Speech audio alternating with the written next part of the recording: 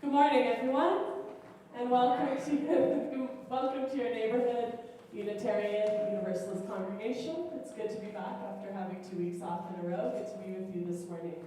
I'm here with your announcements for the coming week. The first announcement, as usual, is if you'd like to sing with our choir. You just heard them singing from the balconies. We rehearse Monday nights from 7 to 9. Just talk to me after service. We also have yoga happening every Wednesday night with Christina from 7:30 to 9 p.m. If you'd like to join, please bring your own yoga mat. And right now in our art galleries, there are 2 shows currently on till the end of the year. Michael Moon's Roots and Wings and Geraldine Mannion's Between Worlds. You're welcome to visit after service or stop by anytime during the week. Games night's coming up here at Neighborhood. That's this Saturday at 6 o'clock, hosted by Gordon Klee. All are welcome. You can bring a snack, beverage, and a game to share. Season of Reciprocity, Warming Our Hearts in Times of Darkness, a silent day-long meditation retreat is being offered here the same day, this Saturday, but during the day from 10 to 3. Many of you have heard Melina Bondi speak at our Sunday services and recognize the depth of their spiritual practice. Melina is offering you the opportunity to participate in a day-long retreat here at Neighborhood. There's more info about it in the cappuccino room on the table. You can read all about it after service today. There will be a winter solstice circle dance here on Friday the 15th from 6:30 to 10. This is hosted by Neighborhood and facilitated by the Toronto Circle Dancing community. No experience is necessary. Circle dances are based on simple repetitive steps that are taught by experienced facilitators. You can speak to Moira for more details. Upcoming special services offered during our holiday season. We are having a Christmas Eve service here at 7 p.m. on the 24th. That is a Sunday. Join Rev Pat and the Spirit Choir for a festive focus service that brings together community in song and story. There will not be a neighborhood service here that morning, but Toronto First will be using our space to offer a service Christmas Eve morning here. So you could join them or join us at 7 p.m. And for all of those that are looking for a different gathering, the holiday season can be a difficult time for those experiencing loss or a disconnect from the holly jolly of the season. Join Rev Pat for a Blue Christmas service Friday, December 22nd at 7 p.m. Cosmic Walk Ritual and Dance is coming up Saturday, December 30th from 7 to 10 p.m. Prepare to begin the new year by returning to our beginnings. The Cosmic Walk takes us on a ritual journey through the story of the universe and of the earth, from the Big Bang to the present day. It celebrates the new story of creation, the scientific story, as the creation story. We'll be having a candlelight ritual followed by snacks, and then an hour-and-a-half dance with DJ Twyla. Donations are gratefully accepted. Invite your friends. Thinking of becoming a member here at Neighborhood? Consider membership when you feel connected with our community. The act of becoming a member further deepens that connection. We ask our members to give their time and money to help grow our congregation. You can contact Christina to learn about what is involved. Sunday morning and Monday's weekly announcements. If you have an announcement about something that's happening in our community, please send it to our office manager, Hala, at office@nuuc.ca by 10 a.m. on Friday to be included this morning in the Sunday service announcements, as well as the email that goes out on Mondays. Do you get our Monday email? If not, write to Hala. She'll add you to our distribution list, office@nuuc.ca. And next Sunday, December 10th, in our monthly theme, beginning today, of Many Paths, we have the topic, Be a Lamp Unto Yourself. Speaker will be Melina Bondi. Music will be provided by myself, friends, and our service weaver will be Allison Kabayama.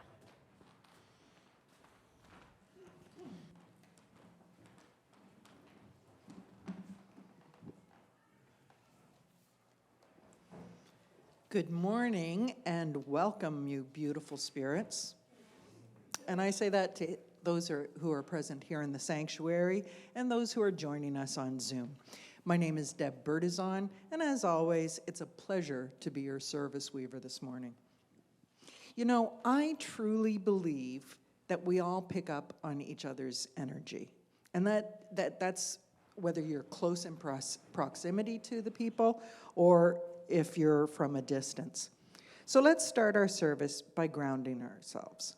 Now, I'm going to do something a little bit different. I invite you to take your hand, form a peace sign, and then place it on your heart while you're breathing in through your nose. Okay, so you'll be doing something like this. You're going to whisper the word love. And then as you exhale, you raise the peace sign, saying the word peace. So we're going to do that about 3 times. Okay? So here we go. Love. Peace. Love. Peace.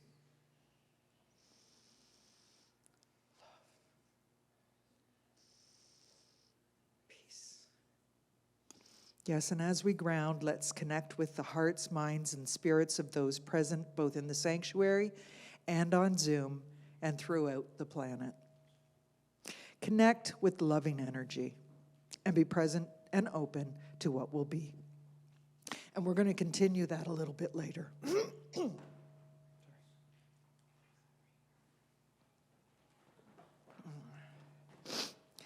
Okay, now that we've grounded, let's create and then enter sacred space. And to assist us in bringing us to that threshold moment, I invite you to join me in reciting Neighborhood's invocation. Let us cast a circle of a sacred space here. Let us cast a circle of a cherished space here. A space of safety, a place of forgiveness, a place of love. If we want the world to change, we must craft in our space and in ourselves the seeds that grow a different kind of life. A life of graciousness, of creative intelligence, a place of life and spirit for ourselves and our families. Thank you.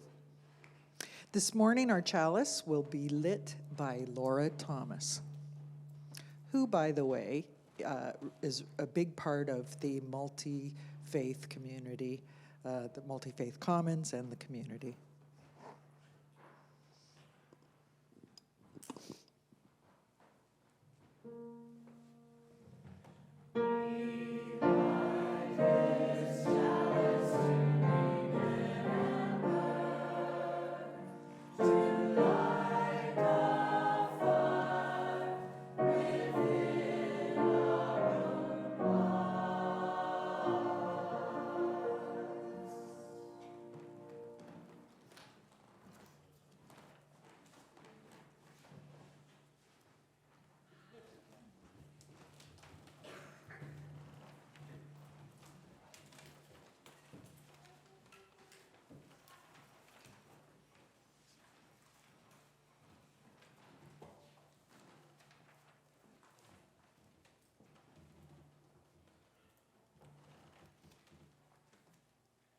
Before the choir begins the prelude, I wonder if you all would like to sing it along with us. I can teach you the chorus.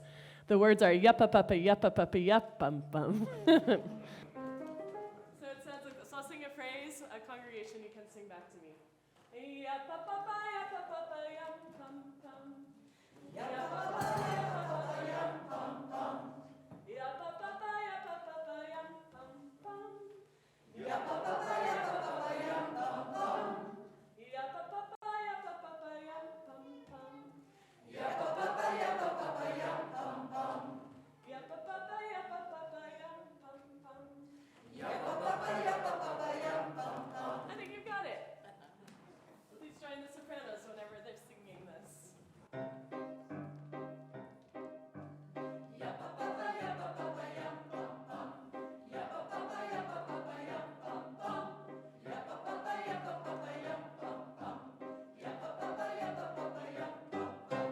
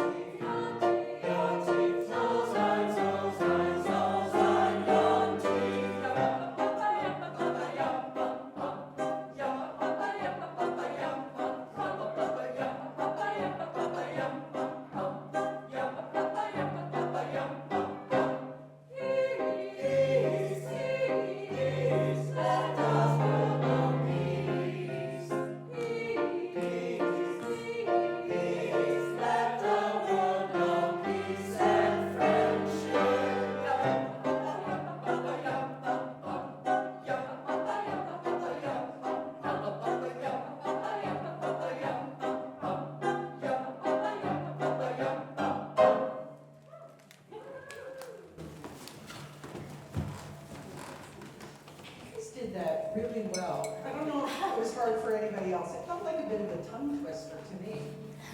Did everybody else get to do it like with ease?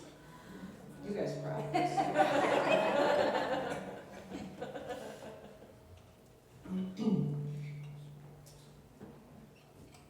Well, here we are, today and always. Let us not forget that our congregational building is on the traditional land and territories of the Wendat, the Anishinaabe, the Mississauga, and the Haudenosaunee nations. I offer my gratitude to all of our First Nations, Métis, and Inuit people for their teachings about relations, community, and peace. I'm also mindful of broken covenants and the need to strive to make right with our relationship by speaking truth about this land and other stolen lands. Please take a moment to reflect on the land you are currently sitting and on that which you reside.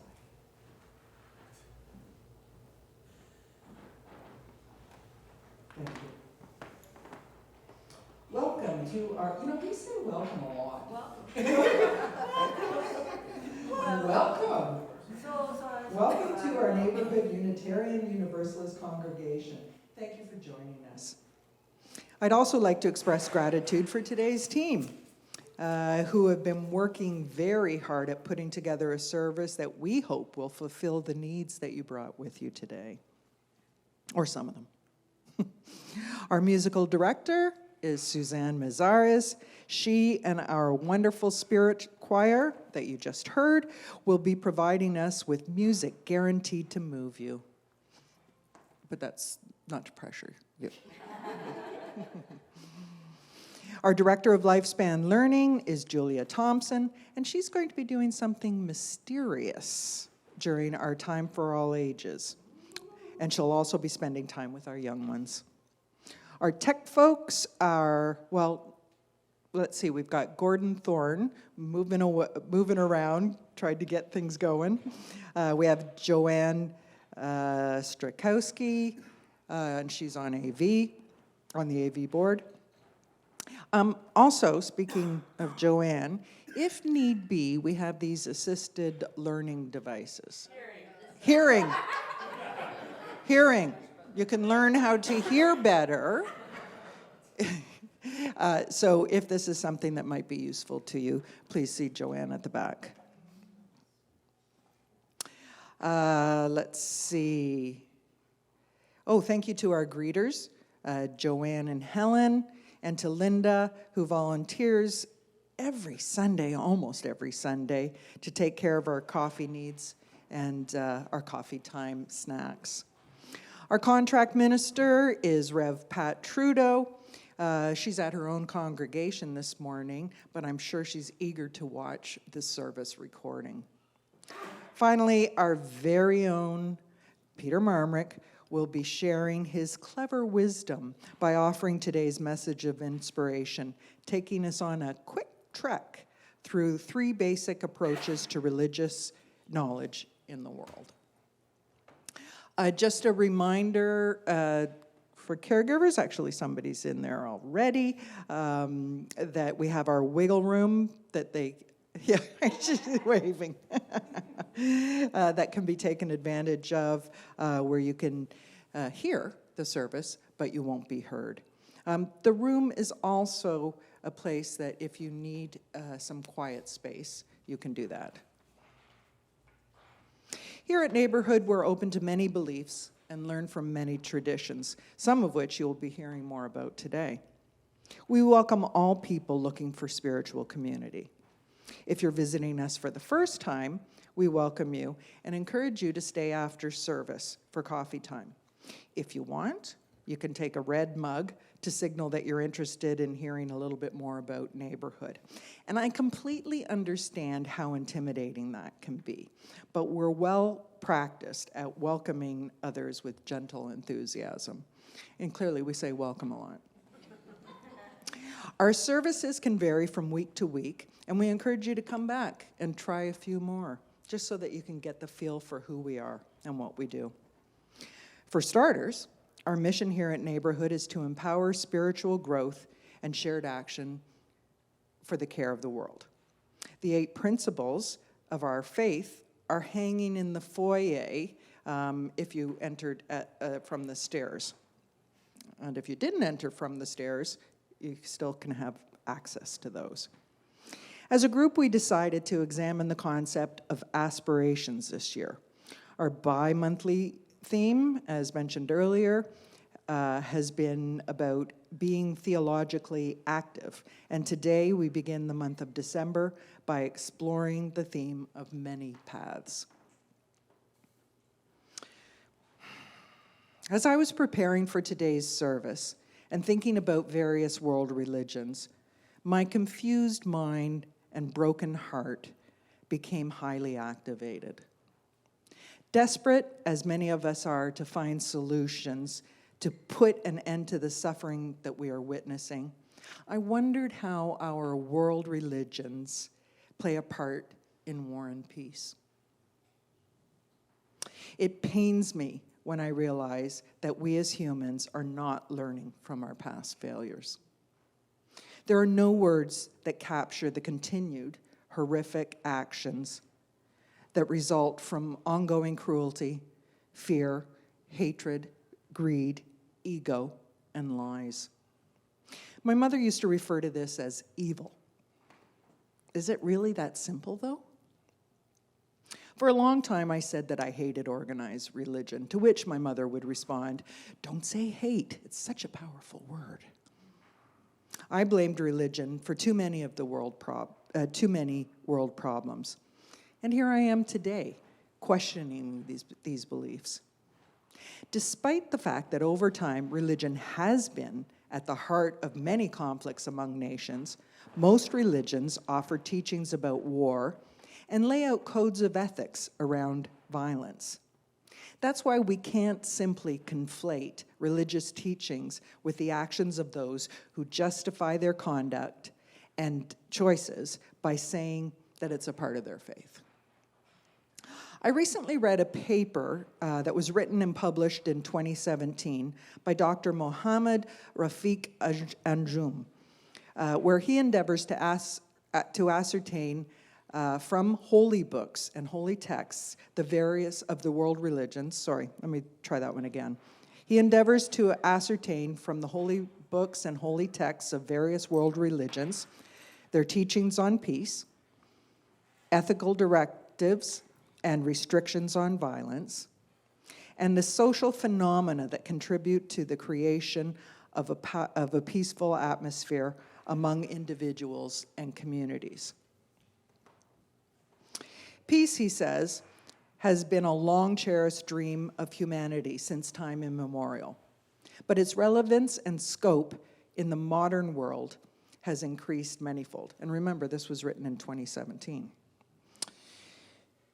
The word peace, having no agreed-upon single definition, has been explained by some as tranquility or quiet, freedom from disturbance or conflict, absence or cessation of war, a state of security or order, and reconciliation after strife. It could, however, be best understood and appreciated by the absence of the antonyms like war, conflict, unrest, violence, terror, destruction. You know, these aren't just words to many people. This is about their lives and about their deaths. Well, surprise, surprise. Dr. Anjum found that many religious teachings about war and peace differ from how its followers practice. Moreover, people who claim to be religious do not live up to the standards that they profess. The paper concludes with an argument that to achieve peace, religious leaders, rather than nation states, will have to come forward and engage in interreligious dialogues, reconnect young people to the original sources and ideals of their religions, and to devise a pragmatic strategy for ending conflicts with patience and wisdom. The late Thich Nhat Hanh says, "Until there is peace between religions, there can be no peace in the world." Isn't our congregation so fortunate to be a part of the Danforth Multi-Faith Commons and community? Well, now it's time to greet your neighbors. After you've greeted a few neighbors, don't forget to please turn to the camera at the back and offer a greeting to those who are joining us virtually. Suzanne will sound a chime. So now let's take a moment to greet those around you. Hi. Hi, Susan. Hi. Hi, everyone. Hi, Sigrid. Hi, everybody. Hi, Beata. Dina, See if I hi. can get my cat to say hi. Dee Dee, Hello, you've got Deb. company. This is Valerie. Bambi. Hi, Valerie. Hi, good. Becky. Hi, Dina. Oh, Hi, Nancy. Stanley, say hi. Yeah. Hi, Hello, everybody. Anna. Good to see you. Oh, hi, Uh-huh. Tab and friends. Yeah. Hi, Valerie. Yeah. Oh, hello, Helly and Adrian. Lovely to see Hi. you. Hi, Ellie. Hi, all the way in California.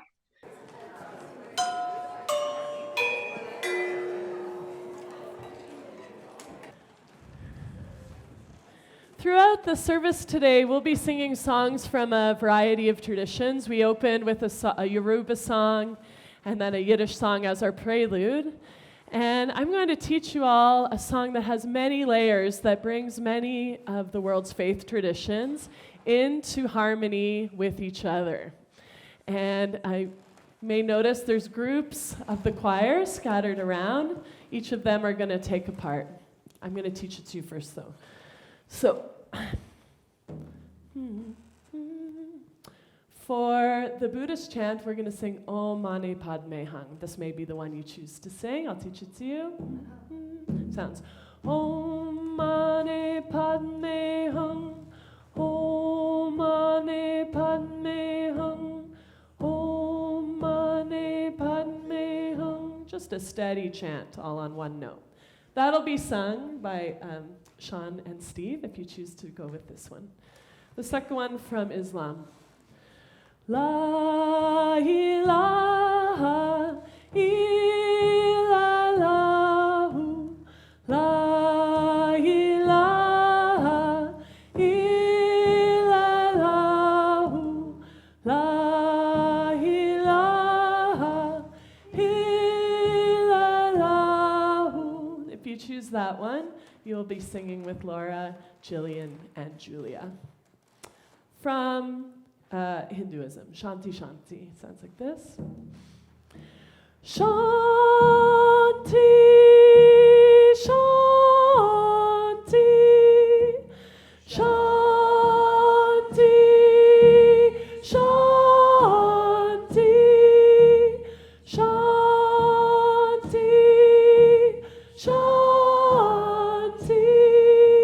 If you choose that one, that's coming from the back corner with Olga and Kim and Christina and Luann.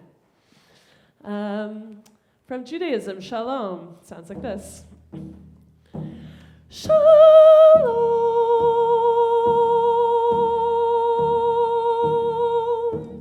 Shalom.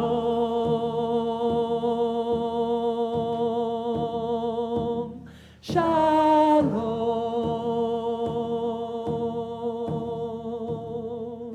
That's coming to you from the back corner with Daniel and Kurt. Moira, all alone here, is going to... You'll have all the people around you singing with you. Yes, Gloria in excelsis Deo from Christianity. It has two parts, so listen to me first before you join. So it sounds... Gloria in excelsis Deo. Gloria in excelsis Deo. Gloria in excelsis Deo.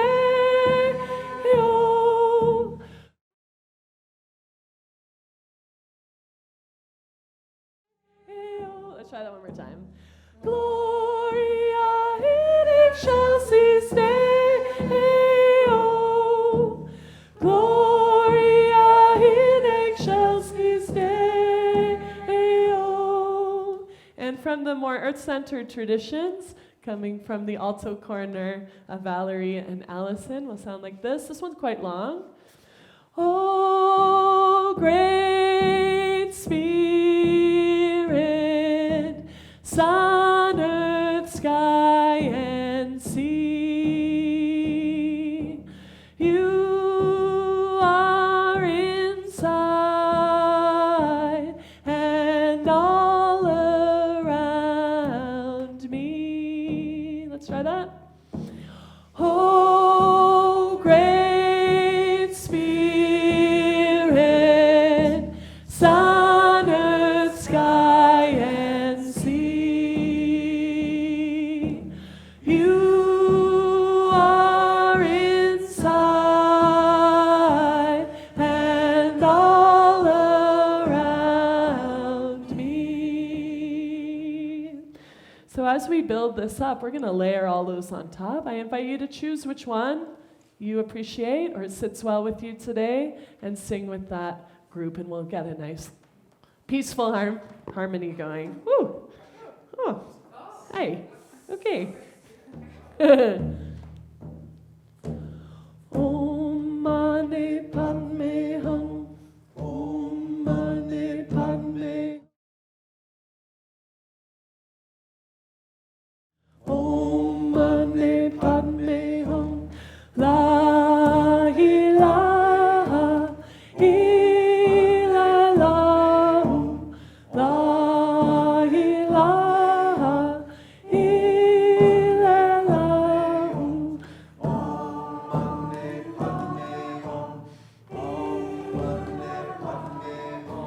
Shanti, Shanti, Shanti.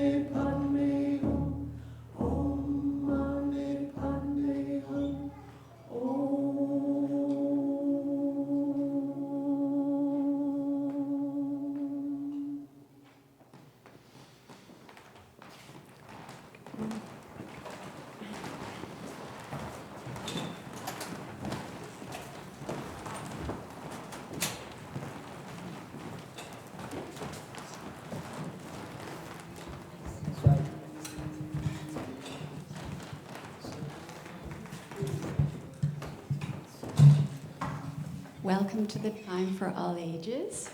My name is Julia. Hi, Julia. I was waiting for that. Welcome. Thank you, thank you. I'm feeling better and better every second. So happy you could join us. Would anybody... I'm looking at these words. Would anybody like to read them to us? Anybody? The star of the show. Would Do anybody unto like to others read the... as you would have yes, them do thank unto you, you. thank you. I wonder what that's about.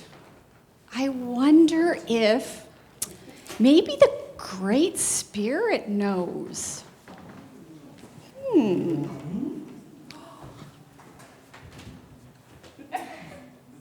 Well, my phone is not on, but I was just thinking about you. Yes, I heard you call me by one of my many names. Well, about that, what do you call the great mystery? Oh, yeah. Well, not everybody does. You see, a lot of people can get confused about me and my friends. As much as they try to understand, well, not everyone gets it. It's actually simple and hard, all at the same time. And people see what they want or what they're told to see. It's different for different religions. Life is a great mystery, and sometimes there are multiple answers, just as I have multiple names. Well, speaking of confusion and mystery, I wonder what these words mean. Ah, yes, one of my favorites. Well, some religions call this the Golden Rule. Most of the religions on Earth have two things in common. First, they believe in some sort of higher power or higher powers to pray to. And second, most agree with the idea behind the Golden Rule. Who is the Golden Rule for? Well, anyone can practice the Golden Rule once they actually hear about it. You mean a rule that's the same for children and grown-ups? Yep, same rule, same idea.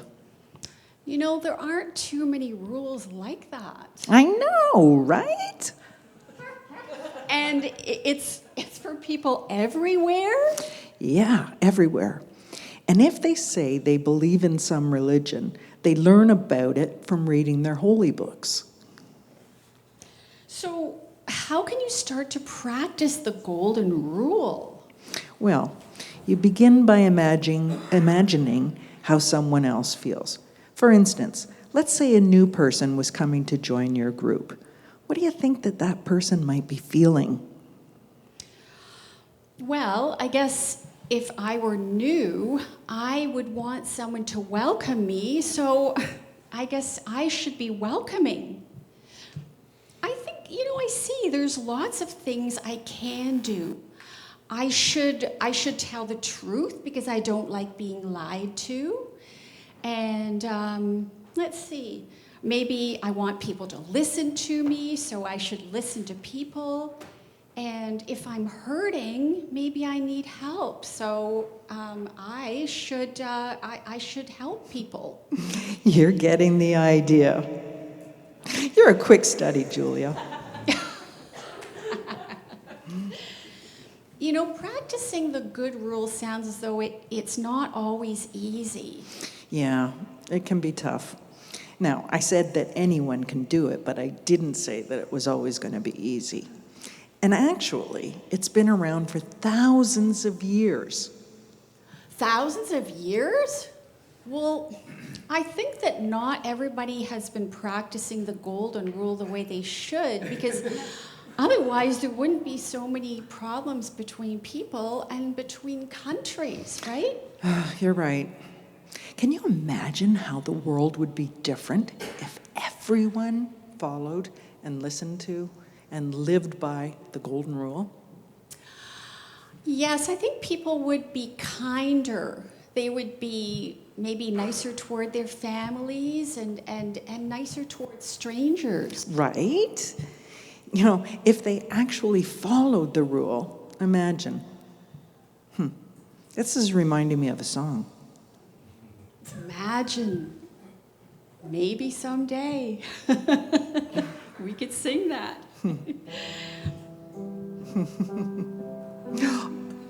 That's the one I was thinking of.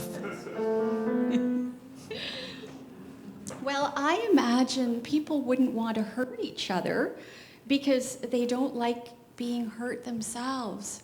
Maybe there wouldn't be any wars. Wouldn't that be so wonderful? Right now, there are many who dream that someday people will get it. I'm sad to say that for now, you can't force everyone in the world to follow the golden rule. However, there is one person you can ask to do that. Who is that? You, my precious one. It begins with you. It begins with me. And I know it won't always be easy. That's right. But it begins with me. It begins I with know you us. can do it. Thank you, oh great spirit. All right, bye for now. Bye. See you. Talk to you later. Will do.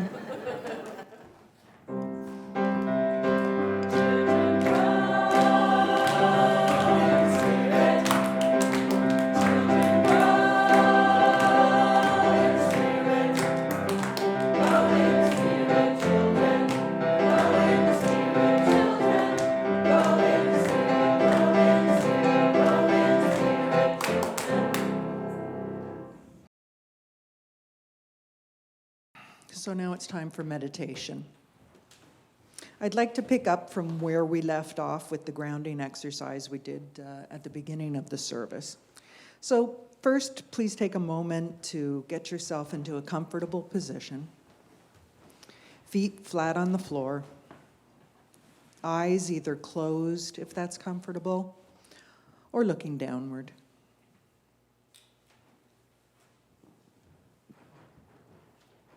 Now, I invite you to think about someone or people or a group of people who are in need of peace and love. Bring them into your mind's eye. Breathe in love. Breathe out peace.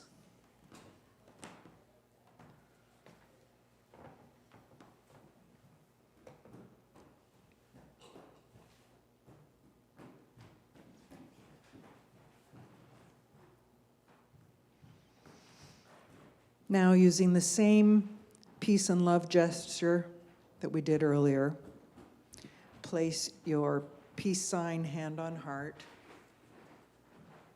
and then raise it to the air and send it to those who are in your mind's eye as we listen to the Spirit Choir sing a song about peace.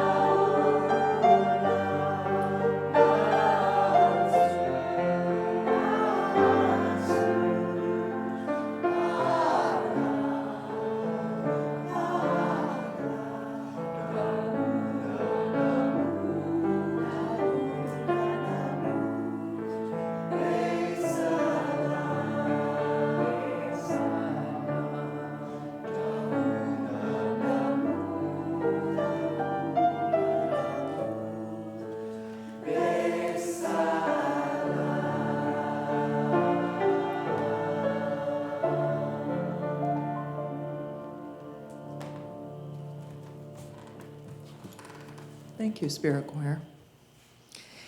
And now, one more time, as a sign of unity, with our eyes open, let's look around the room as we place a peace sign again on our heart, and then raise it to the skies.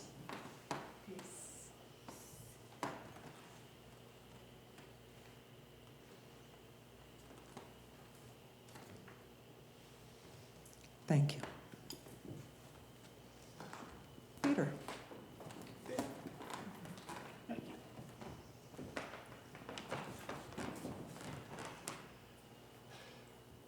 As many of you know, I taught high school for 30-some years. I started as a math and physics teacher, wound up teaching creative writing and world religions. Of all the subjects I taught, my favorite was always world religions because there was no end to how much you could learn while teaching them. The concept of teaching world religions was absurd in itself, of course. There are many people wiser than myself who spend their whole lives studying one religion, so the idea of covering all the world's religions during one grade 11 class was pretty foolish, although it seems wisdom itself compared to trying to cover all of the world's religions in the 12 to 15 minutes I have today. Nonetheless, as Alexander Pope said 300 years ago, fools rush in where angels fear to tread. So here goes not a TED Talk, but a Trek Talk. The first question my students always asked of me was, don't all religions say the same thing? And the answer to that was no, they don't. They say different things, but they do have some commonalities. There were 3 commonalities, 2 really, but one I learned today. The first is that they all have some version of the Golden Rule, as Reverend Atkins said 2 weeks ago, and as we heard direct from the Great Mystery itself today. The second commonality is the belief that there is an energy that is external to us and beneficent and cares for us. And perhaps there's a third commonality, that the voice from beyond always speaks with reverb.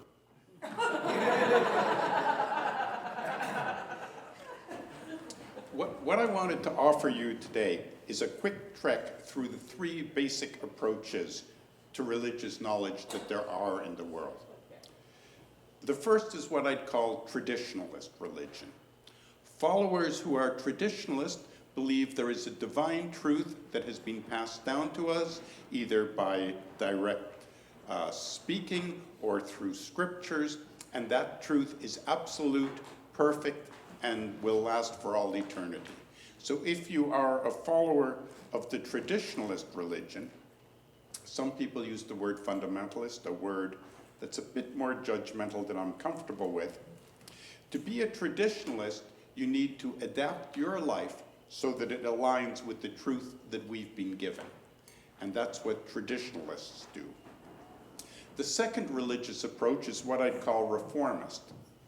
Followers of this religion believe there are sacred texts. There are texts that were inspired by that divine power, but those truths get distorted by humans or by transmission. We're limited creatures, and some of those truths are playing a 5,000-year-old game of telephone being passed on from one to another. So reformists teach that while we need to be true to the core energy in those texts or teachings, we need to find a way to adapt them to our world. Our task is to align ourselves to the spirit of the world, not the letter in which it was written. R for reformist. And the third religion is experiential, a direct personal knowledge of the divine. Followers of the experiential path want to experience, to merge with that divine energy. Sometimes experiential religious followers are called Gnostic, from the Greek word gnosis, meaning knowledge, which is where the word agnostic, one who doesn't know, comes from. The hallmark of Gnosticism is personal experience of the follower, what Carl Jung calls genuine visions. E for experiential. And now you understand the title of today's service, TREK. Traditionalist, reformist, experientialist, all ways to knowledge. I believe that most religions have all three of these strands within them. In Christianity, the traditionalists believe that the Bible, or at least Christ's teachings, as recorded in Matthew, Mark, Luke, and John, are perfect and inerrant. Reformists, such as the United Church, our neighbors, believe in adapting and developing new answers to new questions as they arise. And an experiential Christian might say they have their own personal relationship to Jesus. Experientialism was a strong strain in Christianity in the early days. There were 16 Gnostic Gospels that the Roman Church tried to eliminate, perhaps because Gnosticism proposes a personal relationship between humans and gods without the intermediary role for the church. These lost Gospels were discovered in 1945, and there's been a recurrence of Gnostic Christianity since then. In Judaism, the traditionalists are called the Orthodox. The reformists are Reform and Reconstructionist Judaism, and conservatives are somewhere in between. The experiential tradition in Judaism is called Kabbalah. The Gnostic tradition in Islam are the Sufis and the Druze. In Buddhism, it's Zen Buddhism, in which the follower meditates, ponders koans, and eventually reaches enlightenment or not. But it's always a personal experience, not the set of teachings that guide you to that experience. Personal experience as a path to spiritual knowledge is often dismissed by traditional religions, possibly because it values religious experiences over the religious texts which traditionalists follow. I would suggest that the founders of all religions were always Gnostic. That is, they had a direct experiential knowledge of the divine, which differed from the religion in which they were raised. Jesus came out of the Jewish tradition in very much a similar way to how Buddha came out of the Hindu tradition. Muhammad came out of both the Christian and Jewish traditions. The founders told of that experience that they'd had to people, and as the teachings were passed from generation to generation, they became codified, and their followers became either traditionalists or reformists, depending on their attitude to those teachings. I said most religions have these three strands in them. The exceptions, I think, are primal religions, the older earth-based religions, generally called pagan by Christians. There's a neo-pagan revival these days, and certainly we have pagan traditionals, think of Samhain, here at Neighborhood. Indigenous religions are also an exception, such as African religions, such as Santeria and Vodun. These religions are primarily experiential because you follow your own personal path. In the shamanic tradition I follow, you go to a sweat lodge or on a vision quest, and your personal experience will have significant meanings, but will be totally different from someone else's. There isn't one right vision to have. The role of the teacher or leader or shaman is to create the framework within which the person has their experience. Back when I was a teenager and knew everything, or at least thought I did, I classified religions as true or false, generally as false. Now that I have become chronologically gifted,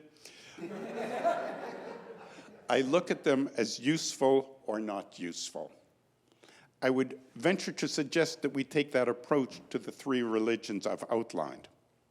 For some of us, having absolute truths that are complete, perhaps God, perhaps 8 principles, that are rock solid and unshakable, may be an incredibly strong support that helps us to survive the slings and arrows of outrageous fortune.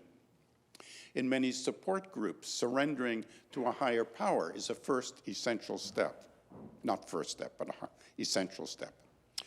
For others, these truths may be malleable and debatable, but still vitally important, and it is the struggling with them that matters.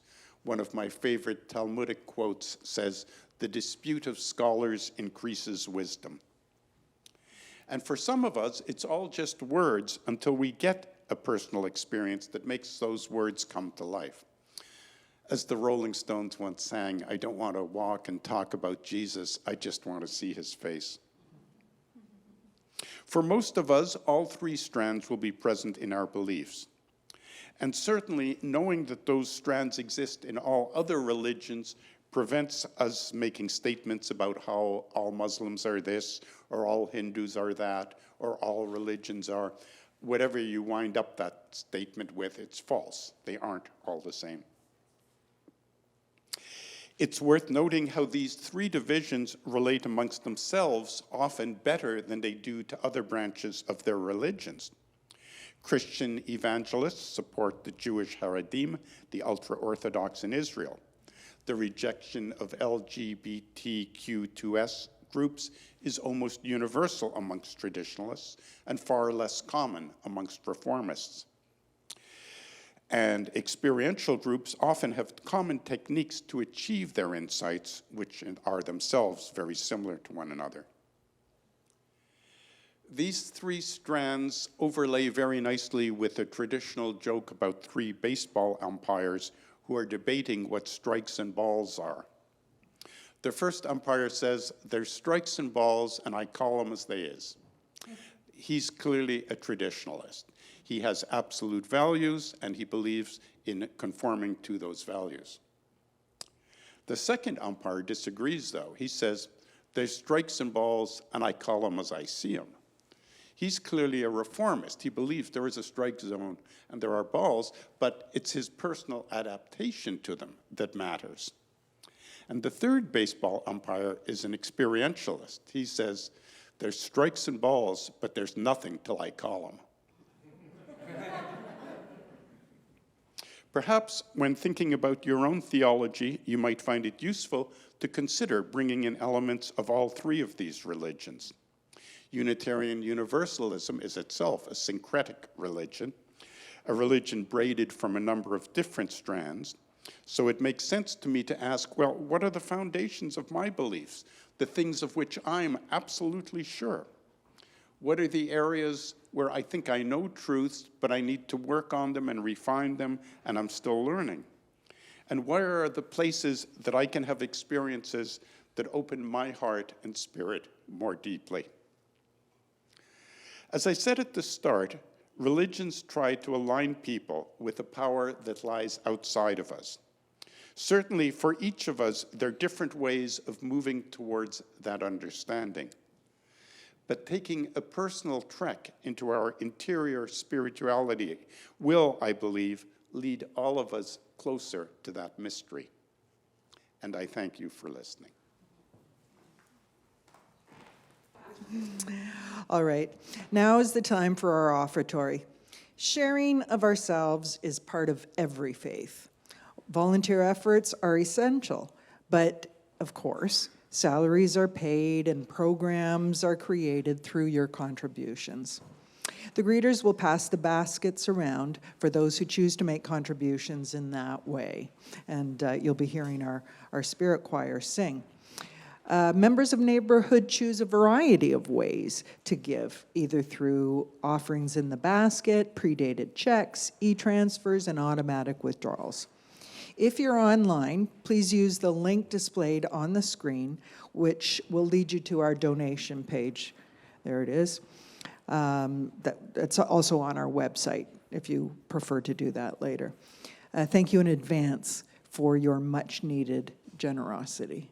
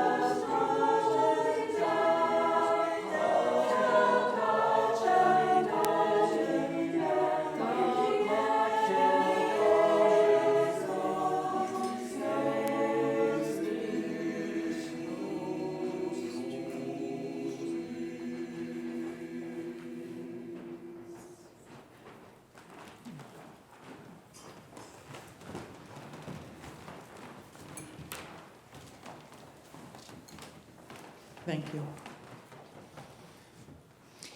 If you have found love and acceptance here, if you have found home here, if you've known kindred spirits here, let this offering be a token of our gratitude for the common life as we build the common good. Let's rise in spirit to sing our closing song together. This song comes from the Baha'i faith, and I learned it to teach us last year when we had the speaker from Baha'i Toronto come to speak with us. I'll sing you a phrase. You can sing it back to me. We'll learn the song this way. There it is. Excellent.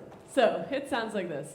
So powerful, so powerful is the light of unity. Can we try that? So powerful, so powerful is the light of unity. So powerful, so powerful is the light of unity. And then the second part goes, that it can illuminate the whole earth. Let's try that. That it can illuminate the whole earth. The second time we sing it has a big long hole for the whole earth. It sounds like this. That it can illuminate the whole earth. The whole earth. The whole earth. The whole earth. Let's sing it together. So powerful, so powerful is the light of unity. So powerful, so powerful is the light of unity. That it can illuminate the whole earth. That it can illuminate the whole earth. The whole earth. The whole earth. The whole earth. So powerful, so powerful is the light of unity. So powerful, so powerful is the light of unity.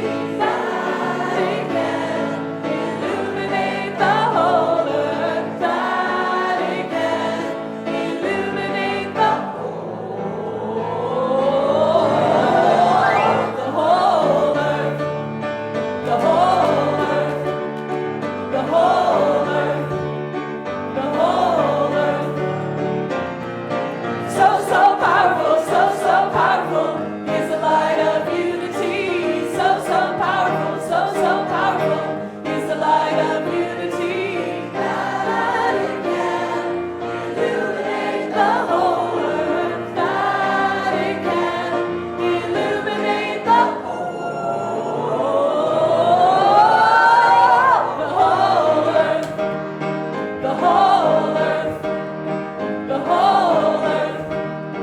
The whole earth. And we'll just do one more key change. So powerful, so powerful is the light of unity. So powerful, so powerful is the light of unity.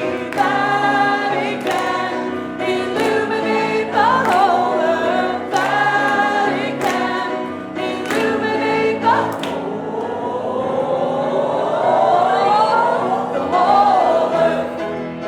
The whole earth. The whole earth. Woohoo! That was a real toe tapper. I couldn't keep still. Okay. So, as is our tradition here at Neighborhood, let's form something that resembles a circle. Take your neighbor's hand or touch their shoulder or link elbows. Connect physically and spiritually as Peter gives our closing blessing. And don't forget,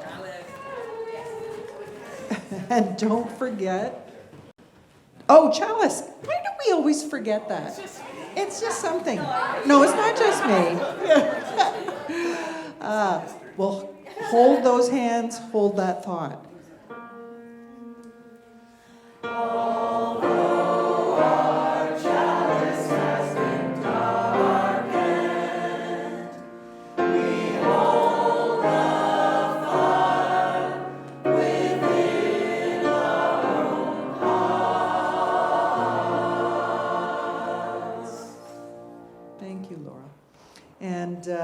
see you're all in position. And don't forget to connect with our Zoomer friends by offering a namaste after Peter's blessing, which means I salute the spirit within you. Peter. Today's closing blessing comes from Rumi, who wrote, "Today, like every day, we wake up empty and frightened. Don't open the door to the study and take down a book. Grab a musical instrument. Let the beauty we love be the beauty within us. There are 100 ways to kneel and kiss the ground." Our service is ended. Trek in peace.